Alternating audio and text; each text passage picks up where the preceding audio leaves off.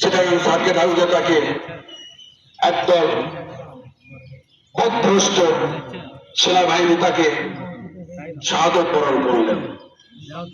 তারপর থেকে দলের আমাদের হাল ধরলেন আমাদের ম্যাডাম তার সহধর্মিনী।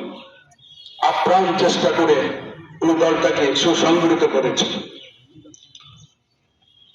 জানেন কত 17টি স্বৈরাচারী এই অত্যাচারে ব্যভিচারে নির্যাতিত এই বাংলার জনগণ, বিশেষ করে আমরা বগুড়া জেলার এই সমতলাবাসী, আমরা যে কষ্ট পেয়েছি, জেল, জুলুম, মামলা, হামলা এবং বিবি বাচ্চা ছেড়ে সংসার ছেড়ে দূর দূরান্তে আমরা সকলে থেকেছি, অস্বাভাবিক।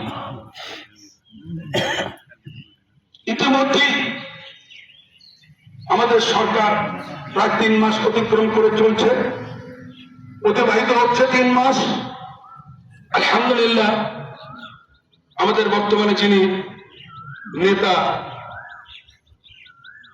প্রেসিডেন্ট জিয়াউর রহমানের সুযোগ্য পুত্র জনাব তারেক রহমান আলহামদুলিল্লাহ 3 মাসে আমাদের দেশের ভিতরে এবং বিশ্বের ভিতরে অনেক অনেক অনেক সুনাম অর্জন করেছে।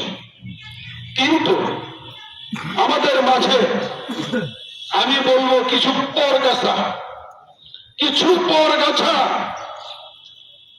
যেনারা কোনদিন গত 17টি বৎসর অতীতের 2-1 বক্তা বলে গেছেন, যারা কোনদিন মিটিং বা তাদের নামে কোনো মামলাও নেই, তারপর তো জেল থাকার পরের কথা।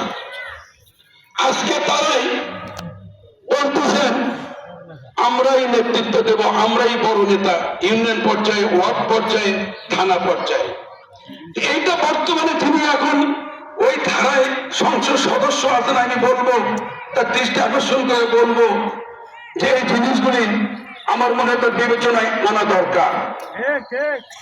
পুরো থানাব্যাপী আমরা কত লোক নির্যাতিত হয়েছি, 1-এর অধিকবার 5বার 7বার করে কি আমরা জেলে গিয়েছি। কার এগেইনস্টে কতগুলি মামলা রয়েছে, কতগুলি শিক্ষক, কতগুলি ব্যাংকার তারা চাকরিচ্যুত হয়েছিল গত 17টি বৎসর। এই হিসাবটা তার করা দরকার। আজকে 3 মাসে যতটুকু এসেছে পরিষদে আমাদের মনে হয় সমবন্টন হয়নি, পক্ষপাতিত্ব বন্টন চলতেছে। আমার মনে হয় এখানে আমাদের সবাইকে প্রতিবাদ করা দরকার। আমি জেল কেটেছি, আমি মামলা খেয়েছি, আমি মিছিল মিটিংয়ে গিয়েছি, বগুড়া, রাজশাহী, ঢাকা, প্রত্যেকটা মিটিং এ আমি অ্যাটেন্ড করেছি।